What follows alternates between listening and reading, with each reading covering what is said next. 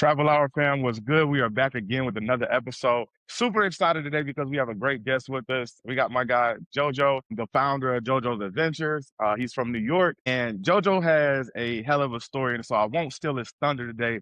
But JoJo, we're glad to have you at the Travel Hour today, and just want to go ahead and say what's up and let you introduce yourself to the people. Thank you, brother. I really appreciate it. So my name is Joseph Landon, but everybody calls me JoJo. So I am the founder and owner of JoJo's Ventures. We are a Black-owned tourism company in New York City and the surrounding areas, and we provide experiences around New York City. The niche is Black history in New York, but I can do everything. Most New Yorkers, we tend to hustle and learn like all trades. So I talk about all types of history and all types of culture. So I can do pretty much anything. Understood. And it's Black History Month too, JoJo. And so one of the things, we always tell folks is that American history is Black history because, we built this country and a lot of our contributions, if it wasn't for us and the native folks, we wouldn't be here. So definitely appreciate you for joining us today. But JoJo, I did want to find out a little bit more about your background because I know you grew up in New York, but how did your people get to New York and where are you from? So I am a born and raised New Yorker. I grew up in between Harlem, Washington Heights, and the Bronx, which is in North Manhattan in the South Bronx. All of my family were part of the Great Migration period, which is where Blacks and Caribbeans left their native countries to the lands to come to the American North for jobs, opportunity, and Jim Crow. Two of my grandparents hail from the state of Georgia. One hails from North Carolina, and my other grandparent was born in Jamaica and raised in Panama. And during World War II, the Great Depression, and the Harlem Renaissance, they all came to Harlem, and mostly right after World War II is when they all started to connect, and then my parents were both born first generation New Yorkers, and I'm second generation. Got you. So I know I was even talking to my sister actually today, and we were talking about the migration that happened in the U.S., where, a lot of Southern Blacks that were either sharecroppers or in the agriculture, they found their way to these Northern and Midwest cities to go find a better life and different opportunities, right? My grandfather came from Atlanta, well, not Atlanta, Georgia, but 2 hours south of Atlanta, Georgia, from a small country town. And he went to go work in the factory when he was like 16 years old. And he didn't tell the folks that he was 16, but he was out there, he got a job, ended up getting married and having a whole bunch of kids. And so now a lot of our families, and that's how they got to Cleveland in that area. So I definitely understand about the migration and getting there. So what was that like as far as growing up in New York? I know New York is a melting pot, but what was that like growing up and discovering like where your roots were from?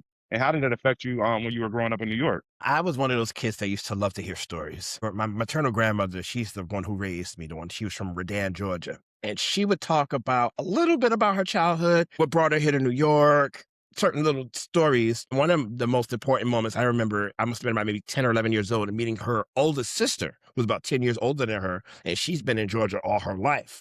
So what happened was my grandmother came about maybe 14, 15 years old from Redan, Georgia to New York with a couple of cousins. And she was in New York till the end of her days. But I believe it was more like just looking for better opportunity because they were raised during the Great Depression. I used to talk about the history of the Great Depression or hear about it and ask them what was life growing up about the Depression. They grew up on a farm and my grandmother used to say, we didn't know there was one because of how they were raised. So up here in New York, where you had billionaires and people with money suffering, these are low-class people who didn't have much. And my grandmother told me, I didn't know that there was a depression. We didn't know that there was one because we were living day to day, like, regularly. That's impressive. I mean, to grow up during that time and even not know, to not have to feel that effect as much, and going through that. So that's pretty cool. I always think it's cool when you get to talk to the older folks in the family because it's always like you're talking a living history. And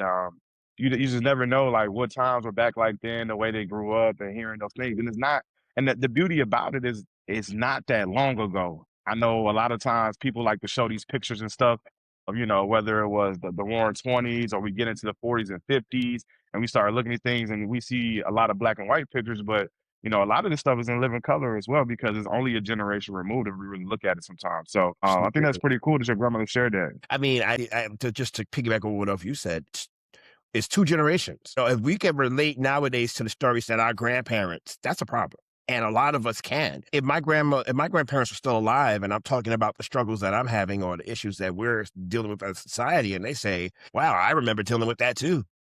And I can hear them saying that. We shouldn't have to. Definitely. We shouldn't have to relate. We should have different experiences. Yeah, it is interesting to hear things, from the generations past and look at today in modern days and see what's going on in the world. And a lot of similar things are happening. What is it like living in New York right now in this moment? I know a lot of things have happened, right? You guys have elected a new mayor. It's a new year as well. And there's Yes. just been a lot that's been going on as far as like immigration policies and things like that. What would you say like the climate is in New York right now, or how does the average New Yorker feel? Well, New York is a sanctuary city. That's number one. So New York is the template for the melting pot. Not just Black culture, but every culture has come to New York at some point in time. European, Jewish, Italian, Japanese, Asian, you name it. I can't tell you why, but I can tell you that every culture has been almost summoned, if you will, to this area. And throughout history, every group of people has found their way to New York and made it for themselves. So our struggles are relatable because everybody's coming for the same things: better opportunity, better life. At least that's what it was originally. Now things are so economically advanced, financially advanced. Those who are coming have the needs or have the means, if you will. And nowadays it's much harder. We couldn't say that we're coming to New York for better opportunity because it's very expensive and the average person that be coming wouldn't be able to afford it. But you find a way to make it. You have a way to live. And that's survival. That's the common thread when it comes to the average New Yorker. Those who are coming here through immigration or those who have been here all their lives. Fair enough. Fair enough. I was actually doing some reading the other day and I saw that Houston, Texas actually beat out New York as far as being a diverse city. However, it's pretty close. However, I think that the interesting thing about New York is that when we talk about melting pot, what you will see is that there's a lot of different people that settle in different neighborhoods. So I know you said that you grew up in the Bronx and Harlem. Can you talk a little bit about what did that look like growing up in the Bronx and Harlem, and what did you see on a day-to-day basis growing up there in those neighborhoods? So I grew up late 80s, early 90s. Harlem specifically, Harlem was not as desirable as it is now. I remember seeing burnt buildings, and this is during the middle of the drug epidemic, crack cocaine specifically. So I can remember not being able to go into parks because the drug addicts would use that as their den. I remember seeing a lot of the old brownstones and old abandoned buildings burnt down and chained up because there was no environment. Probably in the mid to late 90s is when you really started seeing the beginnings of gentrification in Harlem. You start seeing a lot of the brownstones be refurbished. You start seeing a lot of developers come in and look at them and just start building.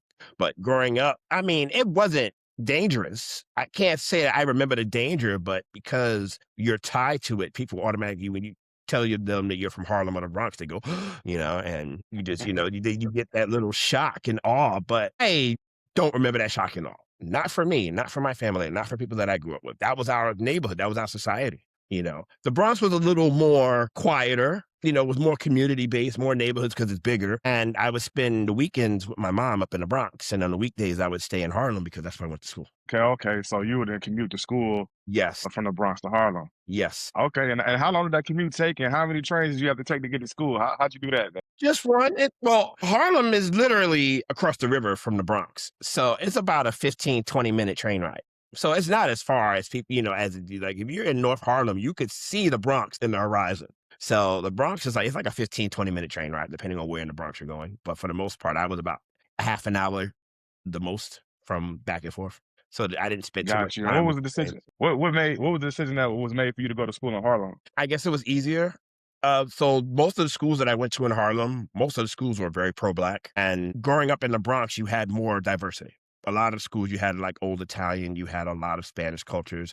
But growing up in Harlem, it was still predominantly Black and African-American. And the schools that I went to, my elementary and middle school, were mostly predominantly Black. So I think having that, being used to that environment really is what molded me to what I am today. Got you. And I know my grandmother, she's from Selma, Alabama originally. So she actually went out. She used to go to Brooklyn in the summers to go visit her older sister. Mm-hmm. And one summer, she decided that she wasn't going back to Selma, Alabama. You can pretty much guess why. Yeah. My grandmother, this woman is so she's such a peculiar woman to me because she grew up. She was born in 1946, so she grew up in Jim Crow South in Selma, Alabama, which might be the cradle of racism and Jim Crow, right? And I remember one time she took us home with her. We were going down to Alabama and we were driving and we went over to Edmund Pettus Bridge. And I'm just like, so this is this little bridge that I learned about in the history books. And my grandmother's Right. from this town. She ended up, once fast forward, she ended up as a teenager saying, hey, like, I don't want to go back down there anymore. So she convinced her older sister, like, hey, let me stay with you in Brooklyn. I'm gonna go to school at Erasmus. And back then, Erasmus High was actually a predominantly all white Jewish girls' school, but now it's very much black folks in there. And so she talked about her time growing up as a teenager in New York. She even talked about being on the bus and when she found out that JFK was assassinated. And I'm like, dang, grandma, that's crazy. But what was that like as far as like just understanding like all these different people in melting pot? Even when you look at, because a lot of people ask us, my son and my grandmother is from Brooklyn. They always ask like, is she Jamaican or something? And so I'm like, no, nah, she just regular black, y'all. Well, most people, you think of Flatbush because that's where the most of the Caribbean culture is in Brooklyn. But Bed-Stuy has a strong Caribbean culture too. But when you think Caribbean, you're like, well, Flatbush or its surrounding areas. But Bed-Stuy had a huge Caribbean culture too, and still does. Crown Heights too. Like there's a lot mixed in. Like Brooklyn is probably the biggest when it comes to the most Caribbean culture in New York City. I personally think so. Yeah, definitely. It's a lot of history over there. And so I think it's always as a kid, my grandmother used to take us over to we still got family up in Brooklyn and the New York area. So we used to always go over there. I always just be astonished at how things look so different, how it was truly like a huge melting pot and like just going down the streets and seeing, like the little shops and stores. And I'm like, dang, like they got everything here. But when you look at that, right, JoJo, I know you started off in education. So tell us how you got into education and then also tell us, how did that evolve into you doing JoJo's Ventures? So my family church was responsible for housing the Boys and Girls Clubs in Harlem since the early 1980s. And I became an employee for the Boys and Girls Club about almost 20 years ago. And we eventually developed into educational facility. And I eventually become a director of education and youth development, if you will, for one of our school sites. And it's just, I've always been a fan of development education. Like a lot of my earlier jobs have always been like, when you're a camp counselor and things like that, a mentor, if you will. So I've always had a knack for it, just providing knowledge for kids and helping them be the best version of themselves. So I did that for about 17 years. And while I'm trying to figure out what my career is, I'm also in the tourism industry as well. So I haven't worked less than 2 jobs since I was 15 years old at a time. So that's part of the New York hustle, if you will. So you got to have your career job, you got to have your side hustle, and then you have to figure out what you're going to do with yourself. So it was more or less during the pandemic that kind of changed my decision on, in getting older to figure out what I wanted to do to make an impact in my best ability. And that's why JoJo's Ventures is what it is now, because I had made that decision for myself. Yeah, that's dope, man. To really just step out there and figure out, doing something that you're interested in and kind of create and turn that into a passion, but also turn that passion into something. At what point did you think like, JoJo's Adventures, how did it start? And at what point did you find out like, hey, like I got something, like I could really turn this into like a business? So I used to, one of my responsibilities with the Boys and Girls Club was program facilitation. And we actually had to create and develop curriculums around certain things, whether it's Black history, New York City history, science, math. And one of the things I used to do with my kids was take my kids on trips. And during those trips, of course, you're going to share knowledge. I used to live there, or I knew somebody who was there, or this was the house of such and such. And I'm pointing out all this history and knowledge. And that was kind of the point for me. Hey, you know what? What you're doing is tourism, but you could kind of make the concept to where kids are learning about it as well. So that was like the aha moment for me. And so what I did was everything here in New York is a trade. So you have to get licensed and certified and everything like that. So as I'm still working as an educator, I'm just going through the process to get certified and get licensed for all of for everything in the tourism industry. Once I think I got my final certifications, I was like, okay, I'm ready to make that transition. Okay. Yeah, I mean, welcome to America. Everything's a process. Everything Yes. is a permit. And I always laugh because every time I go to Latin America, it just be like, you can pull up, sell everything on the street, pack it up, you're good to go. Ain't nobody asking for no permit like that. Right. But, of course, It's like you're spending money to make money, and that's New yeah, York for you. Everything you do. Well, do you have a license for it? Are you certified for this? And that's just part of the process. yeah. Tell us a little bit about that process. How long did it take and, what did you have to do? Well, I had to become a city entity under the MBE, which is Minority Business Enterprise. And when I first went through the process, there were questions that they asked you that would make it difficult. I'll give you an example. One of the questions for me, I had to prove my minority status, prove that I was Black. And for somebody who has family issues or somebody who has difficulty of proving that, that could be a real stump for a lot of people. People say, if this is what I have to do to prove that I'm a minority or to get a business enterprise, that's a problem. So when I was going through that process, I brought it to the attention to a few people who were part of this city industry that controlled some of that. And they were like, I see your point. So that was probably the most difficult thing I had to do. Yeah, I had to get the birth certificates of my parents because in New York in the 40s and 50s, birth certificates said what status were you as far as race, and they're set colored on it. So that means you're Black. But ours don't. Mine doesn't say that I'm Black or what my race is. So I had to get my mother's birth certificate to show that it was colored, that she was, a colored woman. So therefore proving that I'm a minority. Wow. Yeah. And I think that was probably the most, well, it wasn't that it was difficult, but it was very upsetting because, there were so many people, and this goes back to what we were talking about a little while ago about there's so many people who don't know their stories or their history or their legacies. So some people might have a thought process and go in and think, oh, well, this is what it is, and then go and find out that's not what the story is. Because for as open as my grandmother and my parents were, there is a lot of family history that they didn't talk about that I found out through other family, and I can understand why they didn't talk about it. And, whereas it's important for me, it may be embarrassing or disappointing to them. Yeah, that definitely hits home. I understand, I think sometimes when the generations before us go through so much, they want to create this new life, for us. And sometimes I think that means them not talking about what they went through. Absolutely. You know, even though I mentioned my grandmother, I remember we were in Washington, D.C., and I was graduating for my master's program. And, she was really big on education. She ain't play about that. If you started something, you would finish it. And so she was in DC with us, with my sisters. And the African American History Museum was like really, really new at this point. So it was even hard to get in.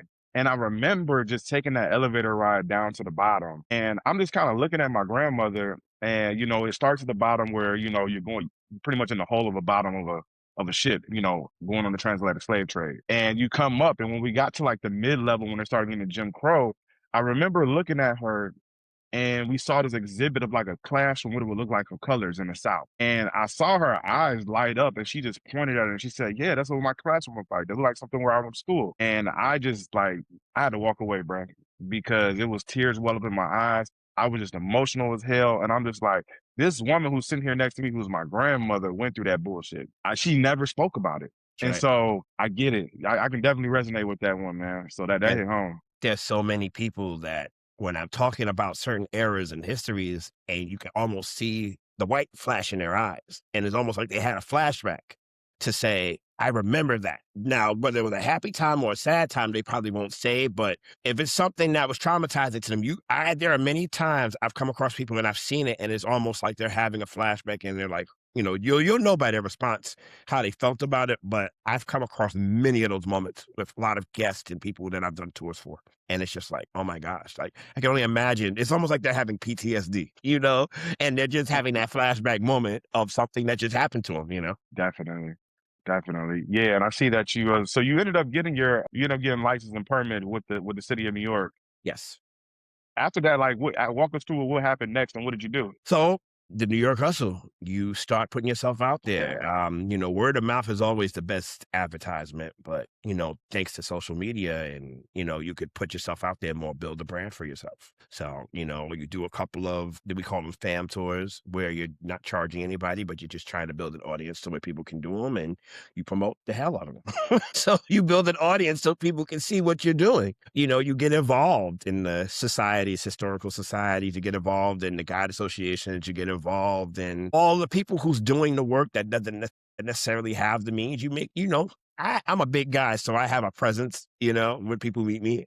So just make a presence for yourself. Let it be known who you are. Let it be known what you're doing. And that's really about it. That, my presence speaks for itself. And people see that I'm legit about what I do. Building legitimacy is probably the most important thing, because you come across a lot of people who question your legitimacy. That's probably the other thing that I've learned on the business side, is just like, well, are you legit business, interrogated like, the CIA? But once you have all your papers, bam, and just take it from there. But legitimacy is probably the most important thing. And then people can say, okay, well, I can tolerate, or I can deal with this. And then from there, you just continue to build your brand. Fair enough. I remember the first time I met you at Black Travel Summit, and you were at the vendors table, and I saw your setup, and I'm like, man, I gotta go talk to this brother because, he's over here talking about New York, and you always hear folks, New York this, New York that, and the first thing you might think, even if you're talking to foreigners or folks who are from the U.S. but are going to visit New York, you hear about Ellis Island, you hear about the Statue of Liberty, you hear about the Empire State Building, right? But when I first talked to you, like the first thing out of your mouth was just talking about what did it look like in Harlem? What did it look like in some of these speakeasies? What did it look like in some of these historic homes these folks lived in? And so I was like, wow, like I never took the time to even think of New York in that light. And it's like I've never put the two together. So you might be like, I went to HBCU and they told us about, the 20s and the Renaissance and all the people that the Country Cullens and people that were there during the movement. But when I still think about New York today, like I don't think about that as much if I'm going there to visit. So what does that look like as far as like when you're having conversations with people about coming to New York and some of the services that you're offering as far as going to these Black neighborhoods and telling these stories that, say a lot of times go unseen or heard? Well, the good thing is a lot of those stories are interchangeable. They're connected. You got to talk about Black history when you're talking about Statue of Liberty. Statue of Liberty was a gift from France that was honoring the ending of the Civil War. So we're directly tied to the existence of the Statue of Liberty. If you look at the original version of the statue, there were chains on her feet as if to say that she was a slave. There's a lot of connections that ties the Statue of Liberty's history to Black history. A lot of Caribbeans that came to New York pre-Harlem Renaissance came through Ellis Island. A lot of people don't know that. This is before Marcus Garvey, maybe about 15 years before. But in the late 19th century, a lot of Caribbeans came through New York through Ellis Island, which is the biggest hub for most European countries that came through New York or the United States in the world. So our history is directly tied to that. And a lot of people don't necessarily know those stories. So what I do is I find ways to connect New York City history with us. And thank goodness for us, there's a lot of our stories that are not told that we can connect to. When you talk about Wall Street, Black people built Wall Street, enslaved Africans that were brought by the Dutch and Lenape indigenous people. We built Wall Street. Wall Street was the site of the first slave market in New York City, maybe a couple of blocks away from where the stock exchange was. So we're tied, and these are things that people come to look for because they're so iconic, right? But we have history that is not necessarily known that we can tie ourselves to it. Like we're usually at the origins or the beginnings of a lot of these stories. So that's just, that's what I do. I talk about the origins of the stories and the people who were affected by them. That's interesting because I'm over here learning. I'm in class right now, JoJo, because little did I know. And that's pretty much what I do. Like for every major icon or highlight that's here in New York, you can find some type of Black story or stories connected to it. And that's just where it is. You find the stories. And like I said, we've built so much of an impact in this country, in the world. Guaranteed almost every story that you'll hear about, there's some underbelly of Black history around it. And it's up to us as teachers, educators, historians to share those stories and continue the legacy of those stories. And that's just what I do. It's fun for me because I'm still learning. We never stop learning in this life. We're always learning because that's what we're supposed to do as people. We're supposed to gradually grow, continue to grow. And it's fun for me because I'm learning something new that I haven't learned before. That's powerful, man. That is powerful.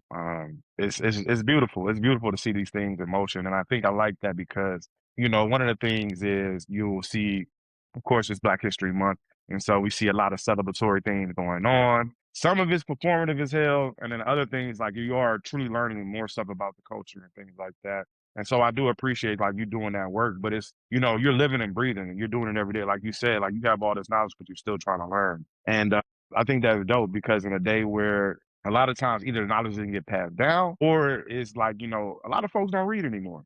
And I think that's a missed opportunity where we get to this knowledge that's being passed on. What would you say as far as like just looking at? I know you just matter of fact, you just visited Carter G. Woodson's house, who is the father of Black History Month because he had Negro History Week, right? Yes. Can you tell us a little bit about that experience and what that was like? So DC is one of my favorite cities to visit because there's so much history there. I mean, I love doing those trails and I love how the city is built. Thanks, Benjamin Banneker, for that.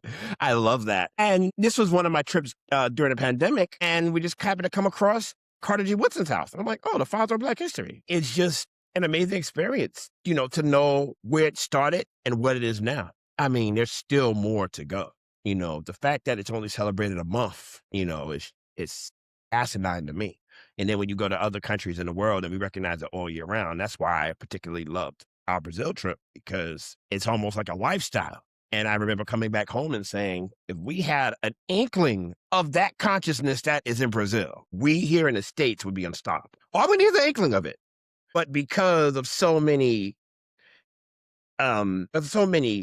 intertwining when it comes to financial and lack of community is what it is, especially for Blacks and for Caribbean and Afro-Americans. Lack of community here because when you're in a capitalist society, they teach you to build for self. Don't worry about your next person. But when we look at the civil rights movement and all those eras before that, the reason why we survived is because we were a community. We were together.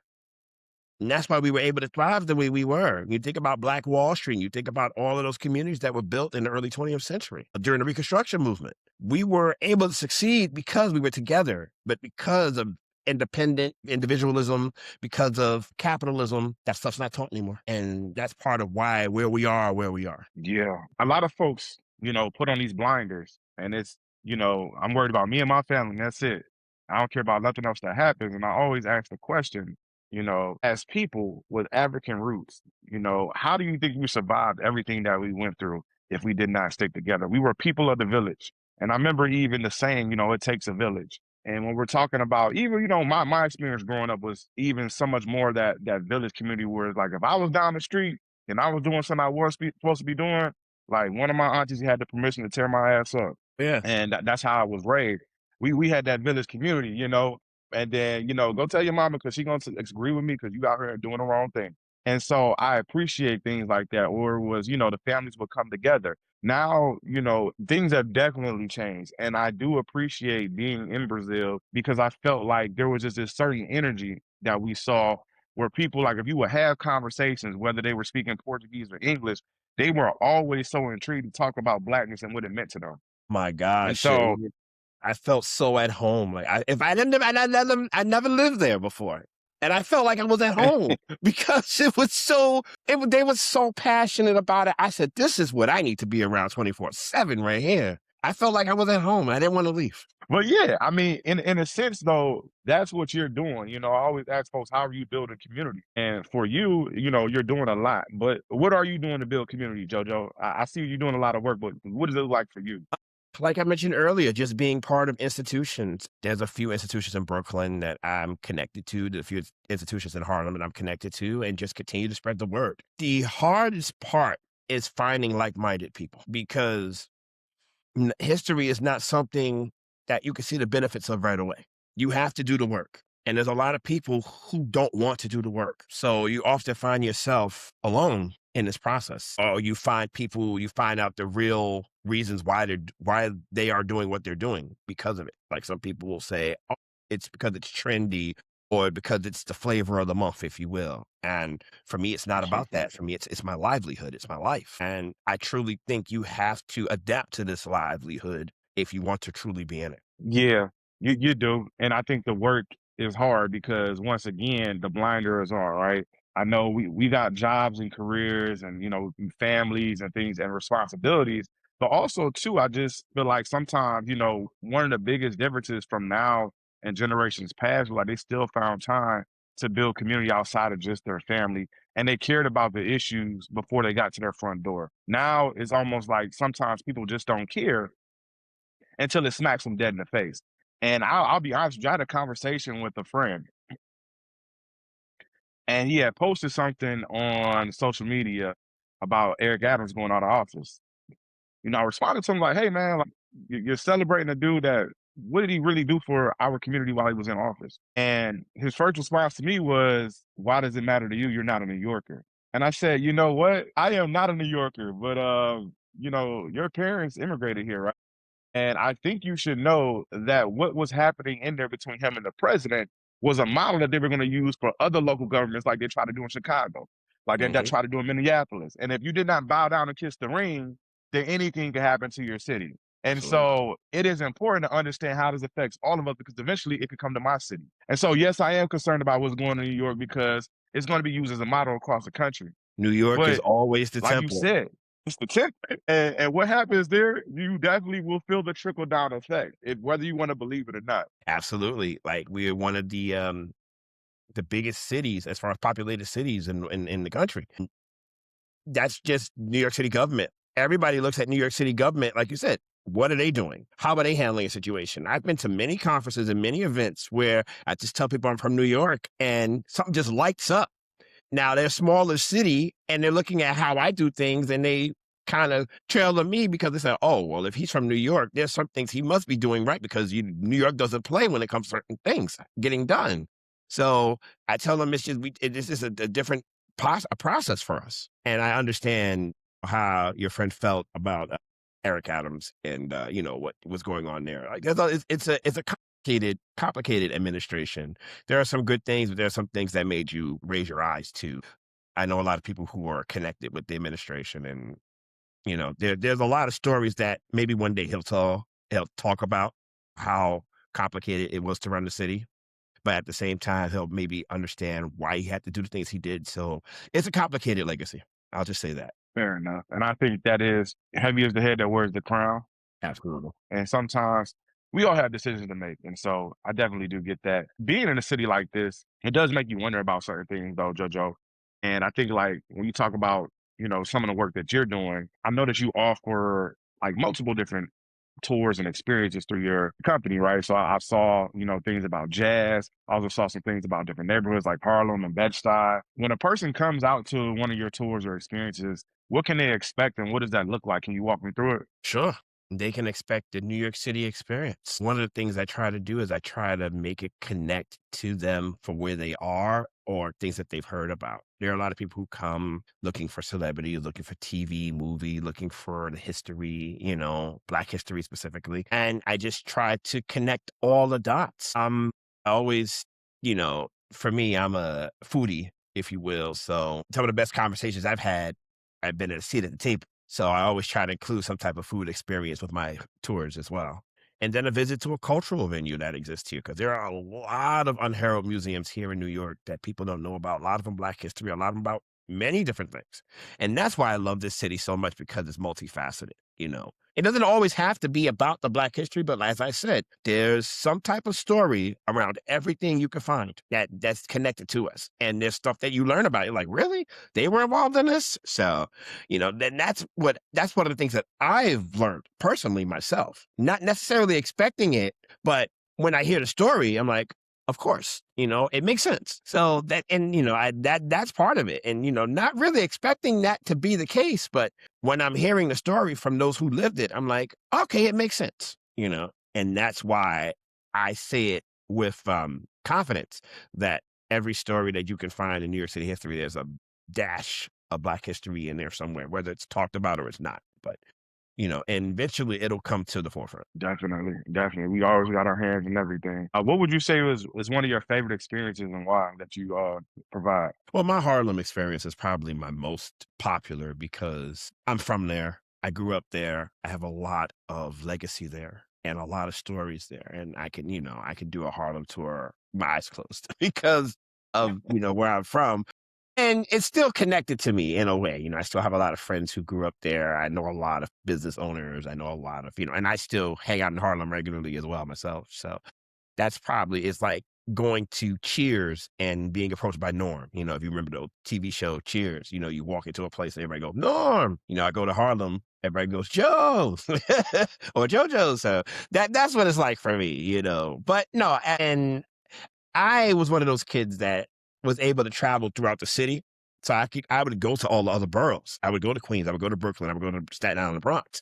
And when I was a teenager, I just used to travel and just go to different areas and learn about them and meet people. So that's an advantage to me because there are a lot of people who live in New York that don't leave their neighborhoods or leave their boroughs. So I was one of those kids that used to travel outside of where I lived, and that's what made me diverse in what I do. That's interesting because I've talked to a lot of folks from the city, and of course, nobody wants to claim Staten Island. They say that's Jersey, and you look at folks saying, "I got a homie from Queens," and he be like, "We will never go to the Bronx." And I'm like, "Wow," and he's like, "Simba, that's the place he told you not to go. Like, you will never go there." And I mean, that's just, I guess, how I was. It was just very territorial. I was somebody who used to love to go outside of my neighborhood. Like I said, I had a lot of friends who didn't go outside their neighborhood. If they did, they went with a group. They never went by themselves because, you growing up in a time where city was very territorial. And if you didn't state your means for being there, you could get jumped or beaten up or pushed out the neighborhood. Like, you can't be here. But I've never had those type of issues happen to me at all. Like, I was always welcomed wherever I went. JoJo, you the people's champ, man. Listen, everybody calls me the mayor. I am not the mayor. I know many people who know much more than me. I'm just somebody who's very connectable. That's all. Hey, it's good to be connected. It's good to be connected. Not everybody has that same story, so that's super cool. Are there any like gyms in Harlem that you would say that you like, especially like when you're on a tour and you're walking through this experience and like, hey, like I'm gonna get them with this one. They're gonna fall in love with this. Like any of those places that stick out to you in any of your experiences? Gosh, so there are many a times where all over the city where I'm just doing a tour and I'll come across somebody that I know. Or I'll give you an example. I was doing a tour of Greenwich Village some time ago with a school group, and we're walking past the famous Electric Lady Studios. That's the famous studio that Jimi Hendrix built in the 60s. And they still use that studio for a lot of music events and recordings for stars to do that. So one day we're walking by there, and there's a big old black Navigator pulls up, and a guy comes, black, tall, big old afro. Now, who do you know in modern history that fits that description? That has a big old fro still. And you don't have to see his face. A musician that's very popular. A musician? Yeah. That is very popular with a big fro. Who still got a fro? So we immediately know who it is. Questlove from The Roots. Okay. So we don't see his face, but we know it's him because of the hair. Because he's probably one of the only ones that still have a big old fro like that. So everybody's shouting, Quest. I'm like, we don't want to do that because he's obviously going into the studio. So I go back there a couple of days later, and the person in the studio tells me, yeah, he was recording a documentary there. Oh, that space is very important to New York City history, Black New York City history, Black music New York City history. There's so many elements that you could tie it to. And it was such a moment because who's to say that you could walk up on somebody in New York and just be there in that moment? And, most of the kids, some of them knew who Questlove was, some of them knew who the Roots were, some of them didn't. And then for those who talked about it, like, that's who that is. So, it's just moments like that where I'll be having a conversation or I'll be talking about something, and then the descendant of that ancestor will come up to me, hey, Joe, how you doing? Such and such. So, I've had those type of situations happen to me too. Understood. That's pretty cool. I mean, and that's just living in the moment. So that's just a regular day in Harlem, huh? Exactly. A regular day. I have to tell them, I did not plan this. This is not part of the experience, but it helps. No, that's pretty cool, man. That's pretty cool. I definitely got to get up to the city and do one of your tours. Like I said, I definitely would like to see the city in a local light, especially with all the things that's going on with gentrification. Even every time I go to DC, I look around and I'm up in Northwest DC, and I'm like, what in the world is going on? Like, this place does not look the same. Every time I go back to DC is unrecognizable. I feel the same way. Every time I go back, I can't recognize it. I'm like, what is this? And unfortunately, New York is becoming like that too. A lot of people who come back to New York after a while, and some people just don't recognize it.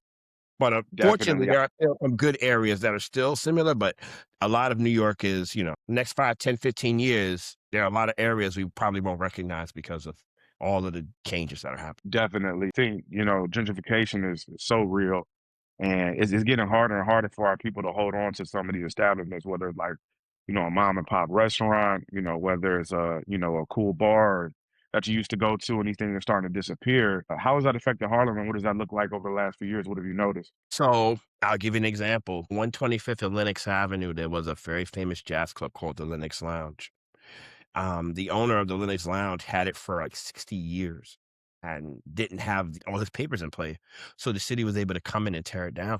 And when I walk by there now, it's a Wells Fargo's bank. And those who weren't around don't know the story of the Lenox Lounge. And it was probably one of the most famous jazz clubs in New York City history. And it's just unfortunate to, I remember living those days while people were trying to save it. People were trying to figure out what to do with it. And a lot of establishments in New York City is the same way.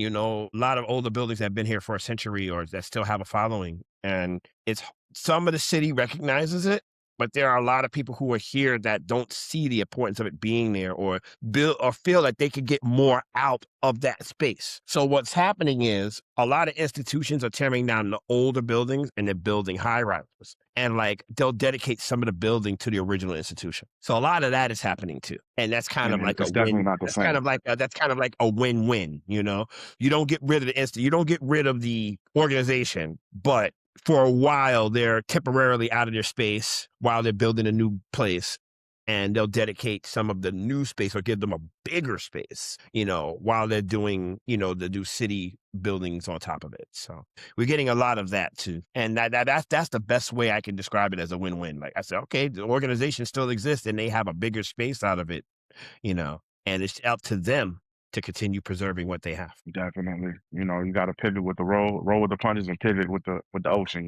But Absolutely. I think it can definitely be tough doing those things. And even when you mentioned jazz, I'm kind of intrigued because when I think about jazz, the first thing that comes in my mind is like New Orleans or the South, the Chitlin Circuit, and all that good stuff. So, what role has jazz played in New York's history? In the early 20th century, you think about ragtime jazz. I'll give you even a little nugget you may not know about. The 369th Infantry Unit. During the World War I, there were soldiers that were not allowed to fight with black soldiers that were not allowed to fight with white soldiers in World War I. So those black troops were sent overseas to Europe. These soldiers were also jazz musicians as well. And they introduced jazz music internationally to people in Europe. One of my mentors was a man by the name of Bill Miles, and he did a documentary called Men of Bronze, which talked about the Harlem Hellfighters, which was part of the infantry unit that was part of World War I, where they were not just soldiers, but they were also great jazz musicians too. And as we know, during the Harlem Renaissance, that was the style of music that was very popular. Ragtime jazz was very popular. And then in the late 20s and 30s, you have big band jazz, where you have people like Duke Ellington, Cab Calloway, Fletcher Henderson, Chick Webb, and all of these great musicians that came about, And you also have the speakeasy movement, where you have people like Billie Holiday and Sarah Vaughan and Ethel Waters finding their debuts. So there was so many elements of that style. And then all of the jazz clubs and ballrooms that existed is where a lot of the dances took place. My grandparents would go to those places. They would go to places like the Cotton Club and the Savoy Ballroom and the Renaissance Ballroom. And that's where they would meet people like once a week. And that's where they would dance, and that's where they would hear all the great jazz bands and whatnot. So it's a lot, New York City is just, bebop was started in New York City. Dizzy Gillespie, Charlie Parker, Miles Davis, John Coltrane, all responsible for the stylings of bebop jazz. That happened in Harlem in the late 30s, early 40s. So, as much I always think about the New Orleans history of jazz, you always think about Louis Armstrong, when he comes to New York, his house is a museum now in Queens. And they just built a new museum across the street from his house that he lived in for like 40 something years. So his house is so Louis Armstrong, we know he talked about his style of jazz, but he brought a lot of that with him. When we think about the Great Migration movement, a lot of Black people who came from the South brought something with them, whether it was a recipe for food or something that they brought to the North with them. And that's how they made their money. That's how they made their living, or they introduced it to people, So Louis Armstrong brought his jazz up here to the northern states, and that's just the area where everybody resided in, during that time period. So it was only a matter of time before everything meshed together. And that's what I think about when I think about those movements, I mean, you could think about the 60s, when you think about James Brown and Aretha Franklin and the Motown sound, that period goes with the times. In the 80s, you think about hip hop, there's always some type of element or some type of time period that connects us with everything, and that's just what it was. Agree, agree. And I think that's interesting because anytime we think about those time periods, what happened? People came together to build. And I think that's one of the beautiful things that we can continue to do. In the age of all these resources and internets and being able to connect, I'm always inspired by seeing those places. And so I think one, I do need to get up to the city of New York because I haven't been there as an adult, I don't think. So yeah, I've gotta get up there and check out some spots. And I got family there, so I don't know what I'm doing. Yeah, I gotta get my life together. Well, hey, you have a reason. You have a reason. No, definitely, JoJo. I appreciate you. I did want to, go ahead and shout you out and give you your flowers while you're still here because your company, JoJo's Adventure, actually did win the Traveler's Choice Award 2 years in a row. So we got to give you your flowers on that through TripAdvisor. So Thank you. congrats to you for the work you're doing, brother. But how did that come about? So TripAdvisor is one of the major companies that rate tourism and travel experiences throughout the world. And as a company, you're able to create your own profile or your own, make yourself part of that network. And it's really about the people who come and do my experiences. They're the reason why I have the ratings that I do. They're satisfied with what I do. They appreciate my experiences and they tell everybody about it. Word of mouth is the best advertisement. Rating, that's the best way to talk about your experiences. I can sit here all day and talk about it, but people come and they experience it for themselves. And that's a result of the work that I'm doing. And that's also a result of people coming and enjoying themselves. So I thank everybody who's come to New York and done an experience with me. That's really what that is. Real I talk. can't, I could take responsibility because I developed it, but I got to give credit to those who've come and have joined my experiences and written about it. And people's, it's almost like people seeing the hard work you're putting in and you're just being credited for it. And that's really what it is. My work, me saying that my work speaks for itself. That's fair. That's fair. And I appreciate the work you're doing up there. I did want to ask you a couple of questions. It's a little thing we do here at the Travel Hours called Rapid Fire, JoJo. So I'm Okay. gonna ask you a question, and you just gonna give me first thing that comes to your mind. All right. No worries. So let's do it, man. JoJo, you going with a chopped cheese or a bacon, egg, and cheese? Bacon, egg, and cheese, salt, pepper, ketchup. On the roll? On the roll. Yes, Kaiser roll. Okay, Kaiser roll. Okay, and what's the best spot to get it at, man? My gosh, where is it the best spot to get it? Anywhere in New York, if you go to I like the old school Spanish bodegas because they use pork bacon. If you go to the Arab deli, they use beef. So if you find one of those old school Spanish bodegas that use the pork bacon, those are my favorite. Okay, I'm taking notes because I need that swine, my brother. I need all the swine. One borough in the city that you think people underestimate the most? Wow. The Bronx. The Bronx. Why the Bronx? Well, Bronx has a reputation, not being the most dangerous, but being the most unquestioned borough. Most of the living class of people who are from New York, once they leave Manhattan, they move up to the Bronx. And Bronx it's the only borough that's connected to New York State by mainland. Everything else is connected by bridges. And the Bronx was just a massive community. It's a hub for so many places. Now I like to think it's more the working class and the lower working class. You'll find a lot more of that in the Bronx, but there are so many gems in the Bronx that are just unheralded and unraveled. And me spending a lot of time in the Bronx, I could tell you, like, I have a favorite place of everything in the Bronx. I spent a lot of my time in the Bronx. Fair enough. I listen to Joe and Jada a lot, man, and some of the stories that they be telling. I, I, I'm like, Fat Joe, what was y'all doing over there, man? So I actually met Fat Joe many years ago. So there used to be a spot on Fordham Road called Jimmy's Cafe. It was a Dallas barbecue. And before it became Dallas barbecue, it was Jimmy's. And this was probably about 2002, 2003. And I met Fat Joe in there one time. It was just a regular spot. You go and get food. Those are stories that I have, like, and it's like that for everybody, like, who lives in New York. Like, they have a spot where celebrities go and you don't necessarily talk about it because you don't want to overpopulate it. But I met Fat Joe there many, many years ago back at Jimmy's on Fordham back in the day. Fair enough. So Travel Hour time, y'all heard my man's. He's not gonna give y'all all the spots. He's not gonna do the Keith Lee effect. He's gonna hold on to some of those gems. So if y'all want some of those gems, y'all can pull up to one of JoJo's tours, and I'm sure You'll go to the spot. You might have to sign an NDA after you go, though, right? There you go. JoJo, last two. So, what's one thing every traveler should experience when they come to New York? One thing or place? Look at all the experiences that are there. Don't try to do too much. It's impossible to come to New York and expect to do everything. What I tend to tell my guests is to try a little bit of everything. Like, don't spend your whole time doing one of everything, because you have guests that come and they want to do everything, and that's impossible. There's things that I've been here all my life, and there are things that I haven't done yet. So it's impossible if you're going to be here for a week or 2 weeks or even a month. So what I suggest to the guests is try to get a little bit of everything, not just Black history. Look at the Jewish history, look at the Italian history, look at the Asian history, and try to pick some of that. And just that's how you get an overall experience in New York, period. And just try to look at pick and play on what you want to do. Fair enough. Last one. This might be a little controversial, JoJo. Okay. All right. Top 3 rappers out in this New York. Ooh, okay. So are you saying okay, so wow. My top 3 rappers. Wow. Oh my gosh. Well, no particular order. So LL Cool J is one of my favorites. LL from Queens, St. Albans, Hollis, Queens. DMX is from Yonkers. He's my absolute favorite. And wow, I'm going to say a 3-way between Pac, Biggie, and Nas. Most people don't know that Pac is from Harlem. Everybody associates him with the West Coast. Pac is born. Like, I have cousins who grew up with him. So yeah, Pac, he grew up between Harlem and the Bronx. So yeah, most people don't say Pac, but Pac, Biggie, and Nas would probably be like a good 3-way for me. But LL Cool J and DMX are like my 2 favorite New York rappers. That's a solid list, man. That's a solid list, JoJo. I can rock with it. I didn't know.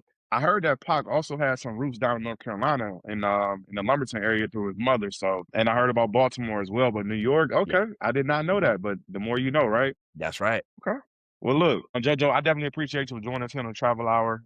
It's been great talking to you today, and I appreciate you taking your time out. Can you just plug us in on anything that you got coming up and where folks can find you if they come to New York or want to tap in with one of your experiences? So I have my website, JoJo's Ventures NYC. I'm also on TripAdvisor, Google Reviews. I'm on a lot of platforms. There's a platform called SEPI, which was founded by Kevin Frazier of Entertainment Tonight, where he does Black experiences throughout the country. And I'm listed on SEPI for specifically Black travel. But if you look me up, as far as New York City tourism, you'll find me on a lot of different platforms. This year is New York City 400, where we're recognizing the 400th anniversary of New York City's history, and also America 250. So there are a lot of experiences, not just by me, but other companies and other experiences that are provided. So as I mentioned, I'm a great source, but there are also many other sources out there that you want to try, because everybody has a story to tell and they can add a little something to it. You know, it's not just coming from one place. So listen to all the stories. Look at all the stories, and I promise you'll get some hidden gems or 2. Definitely. Well, we appreciate you, JoJo. Travel Hour fam has been real. We'll go ahead and make sure y'all have the information linked below if y'all want to find JoJo or any other experiences when you go visit New York. But until next time, the world is yours. Peace.